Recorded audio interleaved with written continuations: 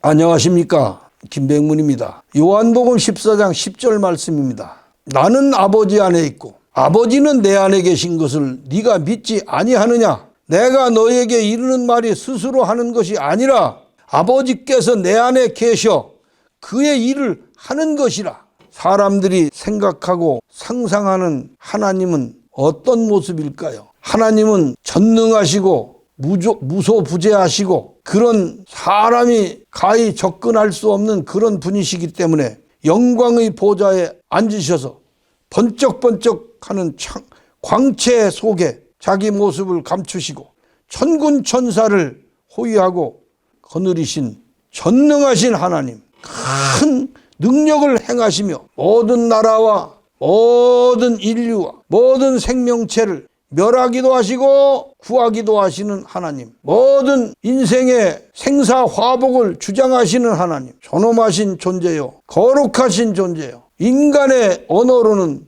뭘로도 다 표현할 수 없는 그런 하나님의 신이다. 그렇게 알고 있는 것이 보통 우리가 알고 있는 하나님의 모습입니다. 그러나 예수님은 분명히 자기 자신을 나를 본 자는 아버지를 보았고 나를 본 자는 하나님을 보았다는 뜻인데 그 예수님의 모습은 과연 어땠습니까? 과연 그렇게 사람이 접근할 수도 없고 너무 엄숙하시고 번쩍번쩍 하셔서 가까이 범접할 수 없는 그런 예수님이셨습니까? 예수님께서 소개하시는 하나님은 예수님 속에 계신 정신, 예수님의 본능, 사랑의 본능, 그 사랑을 곧 하나님이시라고 그렇게 표현했고 그렇게 소개하셨습니다. 그래서 그 말씀을 11절에 이렇게 말씀하셨어요. 내가 아버지 안에 있고 아버지께서 내 안에 계신 것을 믿으라. 그렇지 않으면 그렇지 못하겠거든 행하는 그 일을 인하여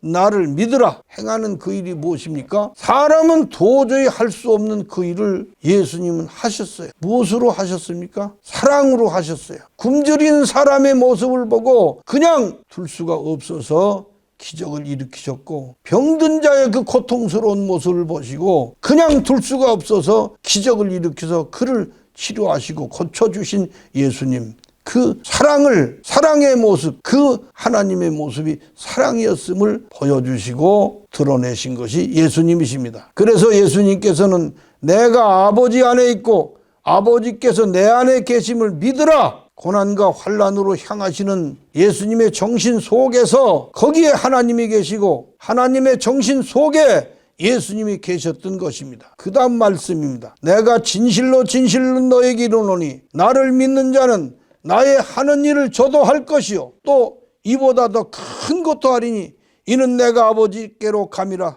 너희가 내 이름으로 무엇을 구하든지 내가 시행하리니 이는 아버지로 하여금 아들을 인하여 영광을 얻으시게 하려 함이라. 내 이름으로 무엇이든지 내게 구하면 내가 시행하리라. 나를 믿는 자는, 이렇게 말씀하신 나를 믿는 자란 내가 이 세상에서 살았던 것처럼 나그네 정신으로 살고 나그네 정신으로 행한 것을 따라 사는 자는 그에게서 나그네 정신이 나타낼 것이요 내가 죽음을 두려워하지 않는 것처럼 그 사람도 죽음을 두려워하지 않으리라. 이렇게 말씀하시고 또한 이보다 더 큰 것도 하리니 그랬습니다. 예수님께서 제자들이 자기보다 더 큰 일도 하리라 하신 것이 무엇인가? 정말 그 말이 사실인가? 아니 정말 베드로나 야고보나 요한이나 이런 사람들이 정말 예수님보다 더 큰 일을 했다는 얘기인가? 이렇게 이 말씀에 대하여 의심을 품는 사람들도 있을 것입니다. 그러나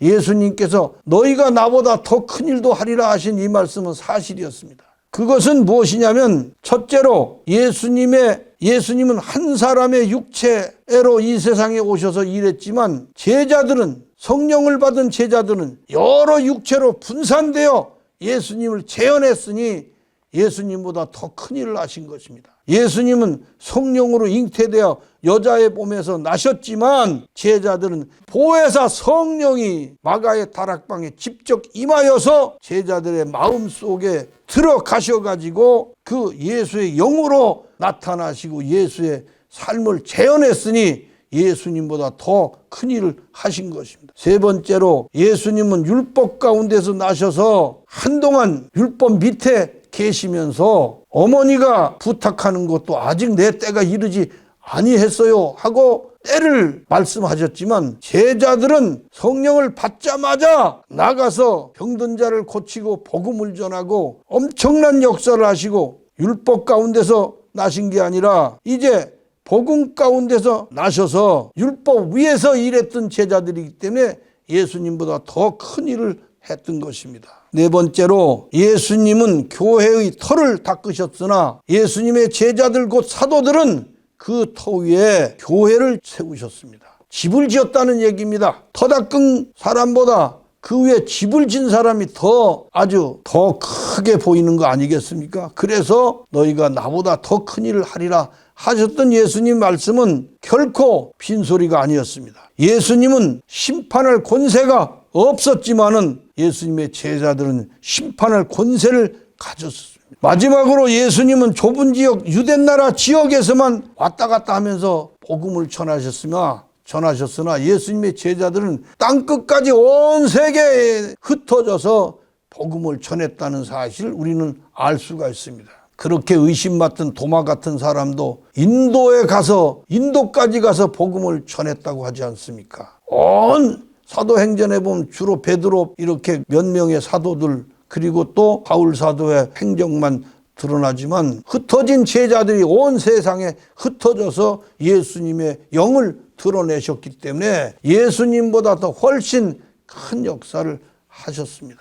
예수님께서 결코 빈소리가 예수님이 하신 말씀을 하나도 빈 말씀이 없어요. 제가 한 예를 들어서 하나만 얘기해 드릴게요. 예수님께서 찾으라 찾을 것이요 구하라 주실 것이요 두드리라 열릴 것이라. 제가 이 성경 구절을요 어렸을 적에 배웠습니다. 그러다가 이제 청년 시절에 그러니까 제가 ROTC 후보생으로 교육받으러 갔습니다. 근데 그 육사 출신 하나가 얼마나 싸나운 사람인지 지금도 이름을 기억하지만 강중이라고 하는 사람인데 엄청 사나웠어요. 그러면서 아주 교육할 때 그냥 얼마나 그 후보생들을 다잡고 두렵게 했는지 만일 너희들이 받은 군장 하나라도 분실 시에는 퇴교다 딱 그러는 거예요. 단 한 개만 분실한다면 너희는 바로 퇴교다. 그런데 대학 4학년 때 이제 여름에 그냥 장마가 계속 칠 때 그때 무전기를 제가 받아가지고 16km 새벽 4시에 일어나서 행군을 하고 가서 그 들판에서 야전 훈련하고 밥 먹고 다시금 16km를 걸어와서 그리고 연병장에 모였다가 비가 그냥 억수처럼 쏟아지는 그 가운데서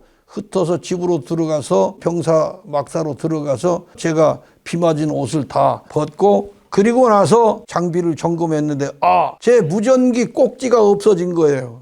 이제는 무전기 꼭지가 없어졌어요. 무전기만 딱 남은 거예요. 꼭지가 딱 있어야 되는데. 근데 그 강중이라는 사람이 말이죠. 만일 너희에게 지급된 장비 하나만 분실하면은 바로 퇴교다. 이 말이 생각나가지고 이거 큰일 났어요. 그래서 바로 일어나서 비 맞고 들어왔으니 그 옷이라고 하는 거 후보생 그 군복이라는 게 그 자갑복이라는 게 2벌인가 뿐이 없었는데 마저 하나 갈아입은 거 그거 입고 비 맞으며 중대장실로 가서 놓고 했죠. 무전기 꼭지 분실했습니다.